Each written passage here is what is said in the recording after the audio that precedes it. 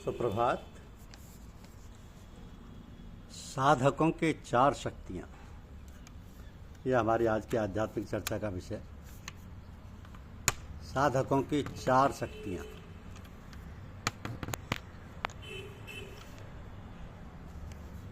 साधकों की चार शक्तियाँ हैं मन, बुद्धि, चित्त, अहंकार।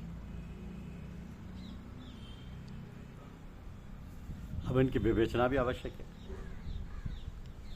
इन चारों शक्तियों में मन सबसे अधिक प्रबल और शक्तिशाली होता है।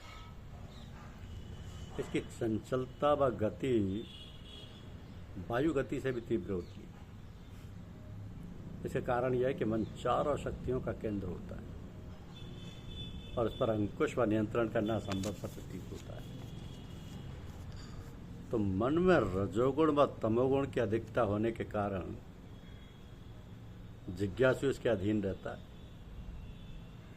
लेकिन सतगुरु के प्रताप से जब इस पर चोट की जाती है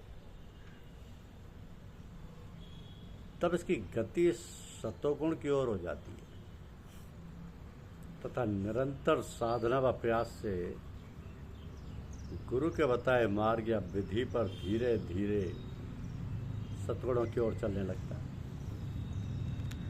मन के लिए कहा जाता है ना कि पक्षी मन चंचल भयो, वेग न थामो जाए, गुरु के ठोकर खाए कर तुरंत तहाँ रुक जाए। तो मन के सद्गुणों से पूर्ण होने पर बाकी शक्तियां चित्त, बुद्धि और अहंकार पर आसानी से नियंत्रण हो जाता है। मन के नियंत्रण में आने के बाद चित्त स्वतः नियंत्रित हो जाता है, क्योंकि दोनों में बहुत घनिष्ठ संबंध होता है। मन क्या है? संकल्प और विकल्प करने वाली शक्ति है और चित्त जीवात्मा में विचारों की उत्पत्ति तथा नए विचारों को जन्म देता है। तो मनुष्य की वृत्तियां इसी चित्त में निवास करती हैं। यहीं पर मनुष्य के अंतःकरण की जड़ें होती हैं।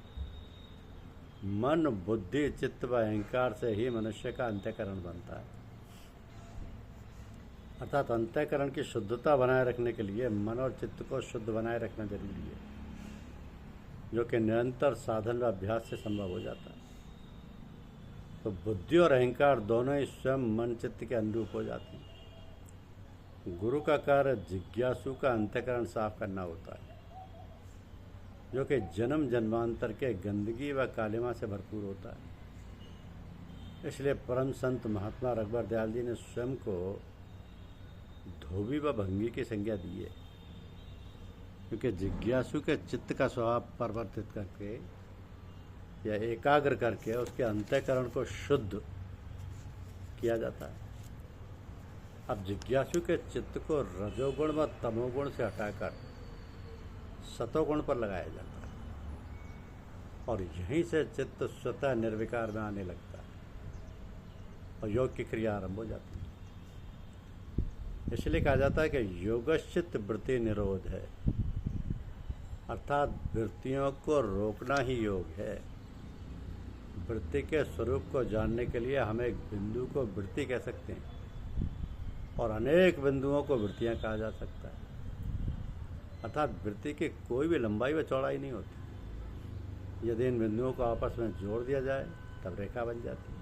यही विचार, तो यही विचार जिज्ञासु के अंतःकरण में उठने लगते हैं और साधन व गुरु कृपा से जिज्ञासु पुनः एक बिंदु पर आता है।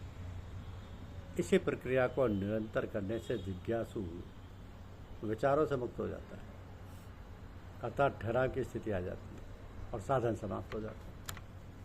तो इसके पश्चात की स्थिति को समाधि की संज्ञा दी गई, अर्थात धीरे धीरे चारों वृत्तियों के ठहराव के बाद मनुष्य समाधि की ओर बढ़ने लगता है। इसी स्थानीय स्थिति में जिज्ञासु को तत्व ज्ञान का अनुभव होता है।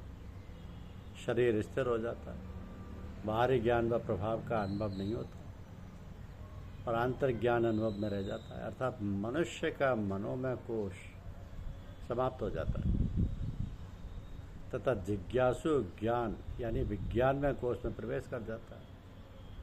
इसे ही जीवन मृत्यु की स्थिति भी कहते हैं। यही योग की स्थिति है। विज्ञान में कोष को सूर्यलोक भी कहा जाता है। तो योग की असंख्य अवस्था होती है। शास्त्रों के अनुसार इसे 2 भागों में विभाजित किया जाता है। प्रथम जानने योग्य, जिसमें बुद्धि कार्यरत रहती है और अनुभव भी होता है, यहीं पर वो ब्रह्मबोध होता है। और दूसरे न जानने योग्य, यानी इसमें बुद्धि का कार्य समाप्त हो जाता है और वह ईश्वरीय वेदों या रहस्यों तक नहीं जा पाती, अर्थात बुद्धि शून्य हो जाती है। तो योग की जानने योग्य अवस्था के अंतर्गत बुद्धि कार्यरत होती है और उसके आगे शून्य की अवस्था उदय होती है। इस शून्य में जीव अंधकार में हो जाता है और परमानंद का अनुभव करता है, जो शब्दों में नहीं बांधा जा सकता। ये गूंगे का गुण होता है।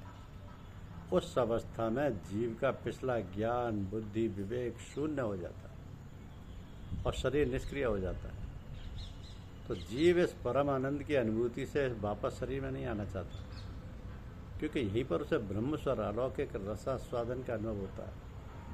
सक्षम गुरु के प्रयासों से, या शक्तिपात से जिज्ञासु वापस शरीर में आ जाता है। हमारे दादा गुरु महाराज महात्मा डॉक्टर राम नारायण जी वर्मा अपने शिष्य श्री सहदेव शास्त्री जी को उपयुक्त अवस्था से वापस शरीर में लाए थे। उनका शरीर मृतक अवस्था में था। सूचना मिलते ही डॉक्टर साहब उनके निवास श्री श्यामवार समाज मंदिर गए और शक्तिपात के द्वारा पुनः उन्हें शरीर में लाकर जीवन त्याग दिया। तो जिज्ञासु की यह स्थिति आनंदमय कोश में होती है। ये अत्यंत निर्मल व शुद्ध अवस्था होती है। यही चैतन्य ब्रह्म का स्थान है। मानव शरीर धारण करने का एकमात्र उद्देश्य यही है कि ये साधन निरंतर करते करते जिज्ञासु में ईश्वरीय गुणों का समावेश होने लगता है और धीरे धीरे जीव जिज्ञासु अपने निज स्वरूप को प्राप्त करता है। इसे ही अहम ब्रह्म की स्थिति भी कहते हैं। यहीं से मनुष्य माया के बंधनों से मुक्ति प्राप्त करता है। इसके आगे की स्थिति को वेदों में चरैवेति कहा है और रामायण में तुलसीदास जी ने हरि अनंत हरि कथा अनंता कहकर पूर्ण कर दिया। हरि अनंत हरि कथा अनंता। तो ये जो स्थिति है ईश्वरीय या ब्रह्म प्राप्ति के साधनों के संबंध में अनेक महापुरुषों द्वारा अपने अनुभवों को बताया गया, लेकिन अंतिम लक्ष्य स्थान सभी का एक ही है। एक बात विशेष रूप से सभी मार्गों व महापुरुषों में अवश्य देखी जाती है कि बिना गुरु या पथ प्रदर्शक के किसी भी मार्ग पर चलना संभव नहीं। जब मनुष्य गुरु के माध्यम से उसकी बताई विधि के अनुसार कार्य करता है, तब ब्रह्म तक पहुंचने का मार्ग सरल हो जाता है। तो सक्षम गुरु मनुष्य के स्वभाव, उसकी योग्यता व अवस्था के अनुरूप मार्ग का निर्धारण करता है और उसी के अनुसार साधनों को कराकर इस मार्ग पर लगा देता है। तो धीरे धीरे मनुष्य अपने गुरु की समीपता व आज्ञा के अनुरूप समर्पण करके उसके गुणों को स्वयं में धारण कर लेता है। एक अवस्था दोनों के मध्य ऐसी भी आती है कि दोनों का स्वरूप भी एक ही हो जाता है। ये अनुभव की बात है, क्योंकि ईश्वर प्राप्ति के अनेक साधन हैं, जैसे हठ योग, राजयोग, प्रेम भक्ति, ज्ञान योग, शब्द योग, निष्काम योग, सहज योग, प्रेम योग, लय योग, प्राण योग, ध्यान योग, जप योग आदि। मनुष्य विचारों से भिन्न होने के कारण वो अपना मार्ग अपनी योग्यता, इच्छा व सरलता के अनुरूप चयन कर लेता है और उसमें गुरु की सहायता अवश्य भी होती है, क्योंकि मनुष्य में मन, बुद्धि, चित्त, अहंकार चारों शक्तियाँ भिन्न भिन्न होती हैं और जब तक ये शक्तियाँ निर्बल व शुद्ध होती हैं तब तक मनुष्य को किसी भी साधन की आवश्यकता नहीं होती। जब इनमें सामाजिक पर्यावरण के प्रभाव वश विकार उत्पन्न हो जाता है, तब गुरु विभिन्न साधनों को कराकर इन विकारों को दूर करते हैं। तो हमारे संतवत पर चलने वाले सभी महापुरुषों ने गृहस्थाश्रम में रहते हुए साधनों के माध्यम से अपने उद्देश्य की प्राप्ति की है। अर्थात मनुष्य अपने परिवार में रहते हुए भी गुरु द्वारा प्रदत्त मार्ग पर चलकर अपने ध्येय तक पहुंच सकता है। धन्यवाद।